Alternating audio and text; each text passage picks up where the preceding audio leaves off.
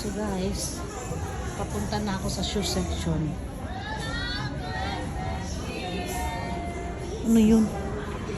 Kaya ito na. Nauna na ako guys kasi mag-iikot-ikot na ako. Maya-maya nandito na yung anak ko. Kasi magtitingin na ako guys ng sale. Yan. Ang gusto niya na brand is Keds. So dito tayo kay Keds. Yan. Si Keds.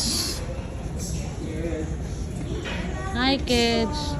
Nasaan yung nursing shoes nyo, Keds? Ito ma'am. Naka-sale siya, no? Regular po. Ay, hindi na siya sale. Nung nakaraan naka-sale. Opo ma'am. Putek na yan. Magkano na to ngayon? 3,590 ma'am. Magkano nga itong naka-sale? Alam ma'am, less 10% siya nung ano. Nung... 10 lang? Opo, 10 lang po.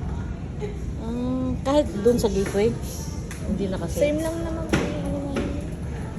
Magkakaiba lang sila sa promotion pag ano ma'am. Sa sale, no? Opo. Matibay kaya ito? Matibay yun si Keds ma'am. Kawahid leather siya ma'am. Hindi.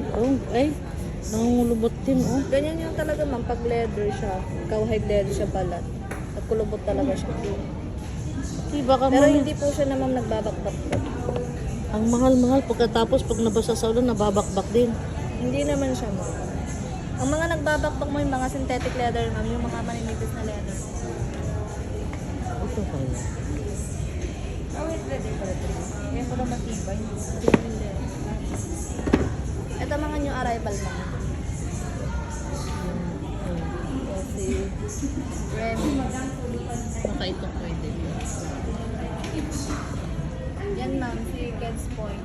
New arrival yan ma'am. Pwede rin pang nursing to? Pwede